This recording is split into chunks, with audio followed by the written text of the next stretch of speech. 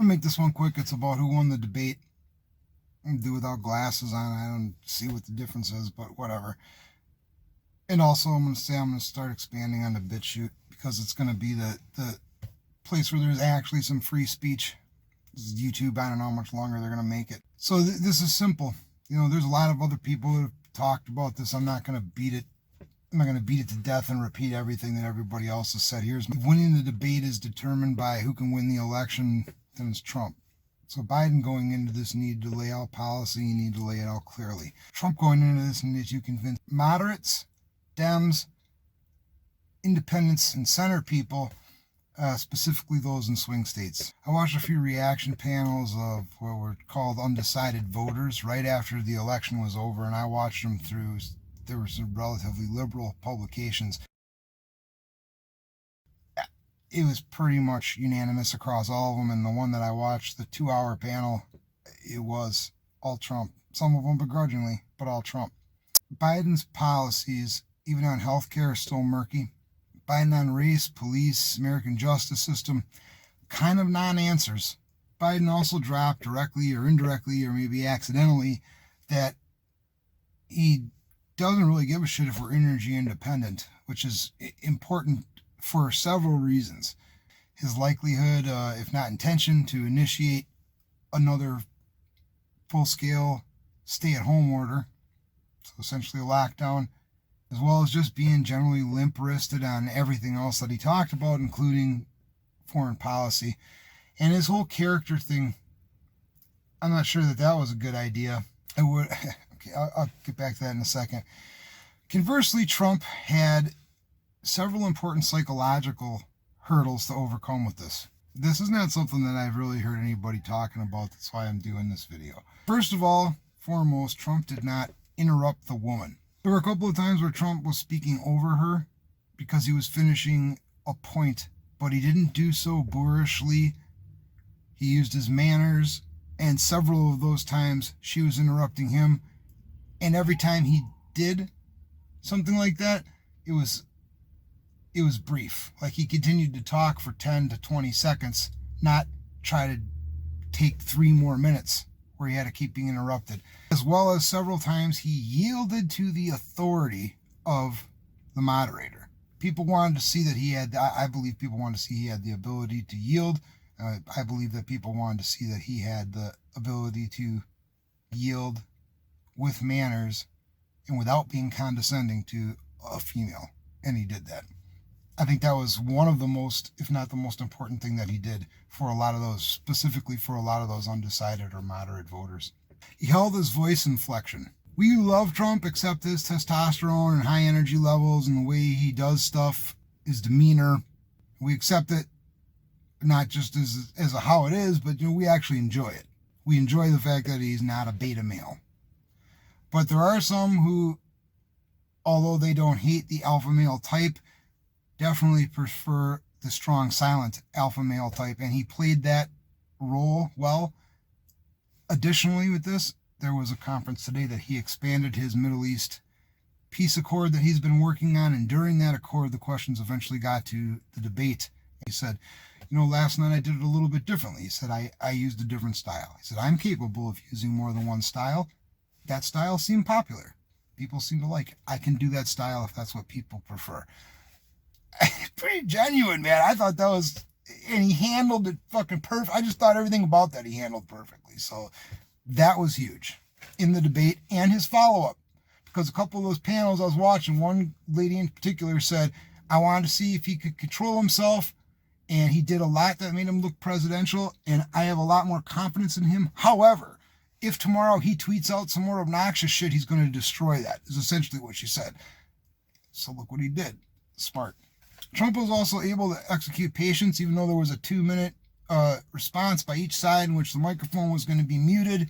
He didn't try to holler, for example, while his microphone was muted. He didn't do anything like that. And additionally, in the back and forth after, although he had asked for a couple of 10 or 20-second retorts, he didn't bully anybody in his responses. He was even, and he kept his vocal inflection calm. He looked like he knew what he was going to say. He knew where he stood on everything, and he didn't need to rush in. A lot of that Russian Union is excitement, but oftentimes people take that shit as nothing's really the best way to put it. And he showed that he can accomplish what he wants without doing that. And that's honestly, in a nutshell, that's it. That's what Trump needed to do. You're talking about who wins the election decided by how many people are going to go to the polls and cast their ballot. I believe he pulled the people in the swing states with this. He pulled women who might not have otherwise supported him with this. He pulled a lot of groups that were on the fence, that still weren't sure because they're like, man, the way he talks sometimes. He did it. He delivered. Oh, another thing I guess I would throw in there real quick, Trump didn't do any name dropping. It would have been really easy, especially when the questions related to race, which I think he could have done a little better on, but also that's a whole fucking rabbit hole they could have went down. That conversation would have taken a lot of time. I was just happy to see him not say something about Ice Cube or 50 Cent, honestly. That's what it was. I was afraid he might drop that. Now, he did say I'm the least racist person in the room, and I can't really see who else is out here, but I'm going to have to assume I'm correct. There's a better way he probably could have worded that, but dude, in the moment, we expect Trump especially to be fucking perfect all the time. Those of us who like him expect him to always say something clever, and those who do not like him expect they have such a high fucking bar for him that, so that wasn't the best way he could have put that, but I'm just glad he didn't say, well, fuck, ask Ice Cube and I got this plan. I'm just so glad he didn't do something like that. That would have looked like flailing. Oh yeah, one other point before the final thing I want to say is that the 500 kids without the parents and kids in cages, what I think he could have done there that he did not expand into because he assumed, it's because he assumes Americans know this and they don't, that how coyotes work. A lot of times families send their children ahead or send for their children after they're already here. The child stays with an aunt, uncle, grandparent. The optics that Biden wanted was to say that, to give you this mental picture that there's a mother holding a child and ICE is literally ripping the child out of her hands while she's screaming, no, my bambina, or some shit like that. And that's not how it is. A lot of these kids, and 500 is really not that many.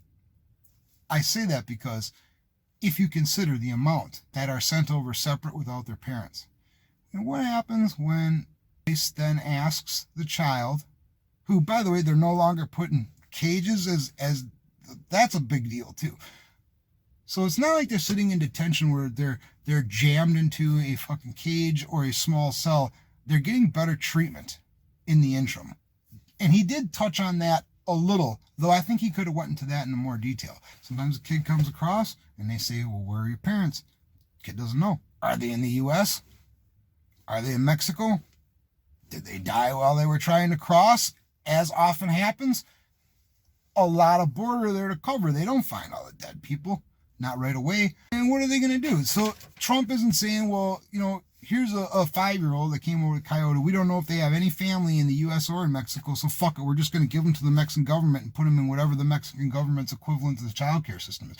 They're not doing that. They're probably doing a lot better in an ICE detention center than they are in the Mexican child care system. So Biden's presentation of that was fucking sketchy. Seriously sketchy.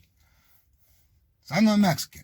Okay, and I've done this before with Black and Hollywood. So I understand it's hard for somebody to say, well, this is but what I think if I was Mexican, if I was first generation, even second or third generation, I think that when you're talking about, my people ethnically, I wouldn't want to hear the president say that he just takes these kids and punts them to Mexico. I wouldn't want to hear, there's a lot of things I wouldn't want to hear. I certainly wouldn't want to hear the challenger to the incumbent not answering a question about cages. And I certainly wouldn't want to hear the challenger to the incumbent when I know what kind of stuff happens as a Mexican. I know what kind of stuff happens with people that cross the border. I wouldn't want it to be ignored. I wouldn't want it to be trivialized. Biden didn't make himself look good to Hispanic voters, in my opinion, like he maybe thinks he did there. I think that was a huge thing too. Because when Trump or the Trump campaign constantly says things like, I do well with women love me, I do well with the black vote, I do well with the Hispanic vote. Any candidate's going to say that. They're not going to say, I fucking hate this person or I don't give a shit about this group, because that would be stupid. So of course they're going to say that, but when you hear it, because he says it, not because the media replays it, because he has to constantly say it because the media won't help him though. When you hear that, You want to hear some affirmation of whether he's being honest or duplicitous, because a big appeal to Trump with so many people, myself included, that he's not a politician, that he is honest. So when he's making these kinds of points, if he's just talking and dancing with his hand on my ass, the same thing that a Biden or any other career politician would do, but he's just doing it differently, he's still doing the same fucking thing, and then I don't really want to give a fuck about him no more. So I want to hear that some of the stuff that he's saying can be fucking validated. I really want to hear that. It's media's job to do that. The last thing, this was, right toward the end, Biden said, no, I didn't say that about fracking. You show me the video where I said that. Oh, you shouldn't have said that, Joe. That was a bad fucking thing, because within minutes of the debate being over, Trump's YouTube channel already had a video up with a clip, a minute and a half long. I'll link it below. That shows where Biden has said on multiple occasions, I will ban fracking. I will completely phase out fossil fuels. I will provide no subsidies at any point in my administration for anything related to fossil fuels. I will ban fracking. He then tweeted, here's what you wanted, Joe. Put a link to the video. And nothing else.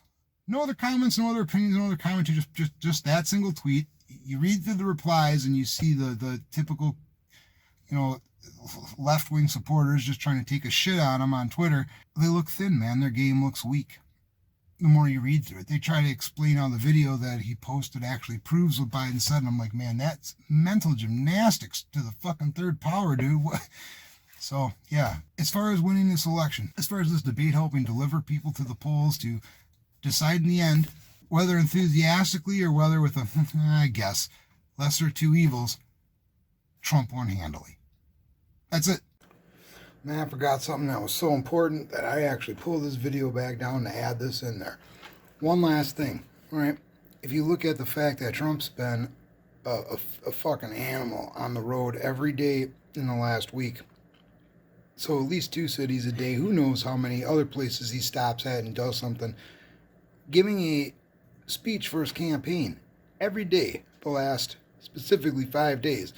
And Biden did what? Stayed home, did debate prep, and even after that, this was the best he could muster. Man, Trump hands down on that.